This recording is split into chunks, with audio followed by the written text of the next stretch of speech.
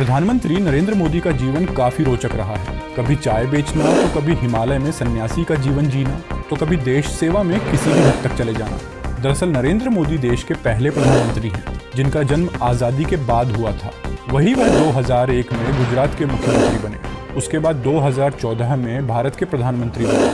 2019 में भाजपा फिर जीत कर आई और वे दूसरी बार प्रधानमंत्री बने और अब वह 2024 में लगातार तीसरी बार प्रधानमंत्री के पद पर आसीन है। आइए प्रधानमंत्री मोदी से जुड़ी कुछ अनसुनी दास्तानों को आज वार्ता 24 न्यूज़ के इस एपिसोड में जानते हैं।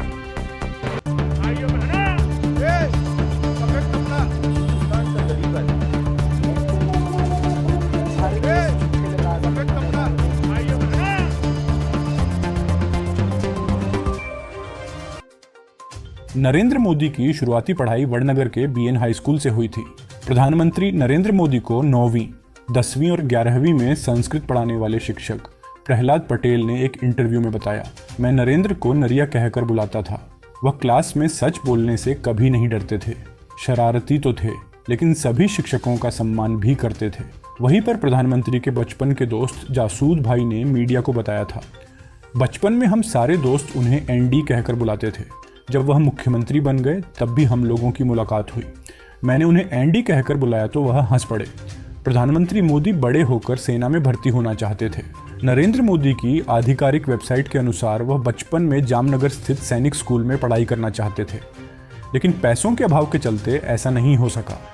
8 साल की उम्र में ही मोदी राष्ट्रीय स्वयं सेवक संघ यानी RSS से जुड़ गए थे। प्रधानमंत्री नरेंद्र मोदी को बचपन में अभिनय का भी शौक रहा है। 2013 में मोदी पर लिखी गई किताब a man of the moment. Narendra Modi के मुताबिक जब वह 13-14 साल के थे तब उन्होंने स्कूल के लिए फंड जुटाने के लिए स्कूल के बाकी बच्चों के साथ एक नाटक में हिस्सा लिया था। ये नाटक गुजराती में था। इसका नाम पीलू फूल था, जिसे हिंदी में पीले फूल कह सकते हैं।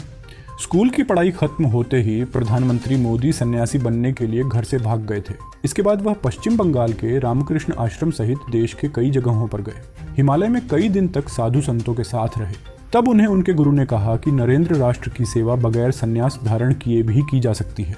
इसके बाद वह वापस गुजरात पहुंचे और उन्होंने संन्यास धारण करने का फैसला त्याग दिया। नरेंद्र मोदी बचपन से ही राष्ट्रीय स्वयं सेवक संघ यानी RSS से जुड़ गए थे। मोदी संघ के कार्यक्रमों में प्रबंधन की जिम्मेदारी निभाते थे। RSS नेताओं के ट्रेन और बस में रिजर्वेशन का जिम्मा उन्हीं के पास था। 1978 में वह संघ के पूर्ण प्रचारक बन गए थे। वही आपको बता दें कि प्रधानमंत्री मोदी समय के बहुत पाबंद हैं। तय समय पर ही वह सारे काम करने की कोशिश करते हैं। एक इंटरव्यू में उन्होंने बताया था कि वह शरीर को स्वस्थ रखने के लिए नियमित योग करते हैं। इसके अलावा ध्यान भी नियमित करते हैं। 1975 में जब आपातकाल की घोषणा हुई तो मोदी युवा अवस्था में थे। उस दौरान संघ के स्वयंसेवी के तौर पर उन्होंने इसका विरोध किया। इस दौरान पुलिस से बचने के लिए उन्होंने सरदार का रूप धारण कर लिया था। इसके जरिए 2.5 साल तक वह पुलिस को छकाते रहे। वही 2001 की बात है। गुजरात में तत्कालीन मुख्यमंत्री केशुभाई पटेल की सेहत खराब होने लगी थी। तब नरेंद्र मोदी राष्ट्रीय संगठन मंत्री थे। तब प्रधानमंत्री अटल बिहारी वाजपेयी थे। अचानक अटल जी ने मोदी को फोन किया। उस वक्त मोदी एक सीनियर कैमरामैन गोपाल बिष्ट के अंतिम संस्कार में शामिल होने के लिए श्मशान घाट पर थे। अटल जी ने पूछा, भाई कहाँ हो? इस पर मोदी ने जवाब दिया कि मैं तो श्मशान घाट पर हूँ। फिर अटल जी ने कहा, तुम श्मशान में हो तो मैं तुमसे अब भी क्या बात करूँ, शाम को चाय पर आओ, फिर बात करते हैं। जब मोदी ने अटल जी से मुलाकात की तो उन्होंने मजाक में मोदी से कहा, दिल्ली ने तुम्हें बहुत मोटा कर दिया है, तुम्हें गुजरात वापस जाना चाहिए। इसके बाद ही मोदी को गुजरात का मुख्यमंत्री बना दिया गया। बताया जाता है कि तब आडवाणी मोदी के अनुभव को लेकर चिंतित थे, इसलिए उन्होंने पहले मोदी को उप मुख्यमंत्री बनाने का प्रस्ताव रखा। इस पर मोदी ने आपत्ति जताई और एक सिरे से इनकार कर दिया। उन्होंने कहा कि अगर कमान देनी है तो पूरी तरह से दी जाए, नहीं तो किसी और को दे दें। हालांकि बाद में सभी लोग मोदी की बात मान गए और आज कहानी आपके सामने है। बाकी आपको यह जानकारी कैसी लगी हमें कमेंट में बताएं और इसी तरह की दिलचस्प जानकारी के लिए वार्ता 24 न्यूज़ चैनल को सब्सक्राइब करें।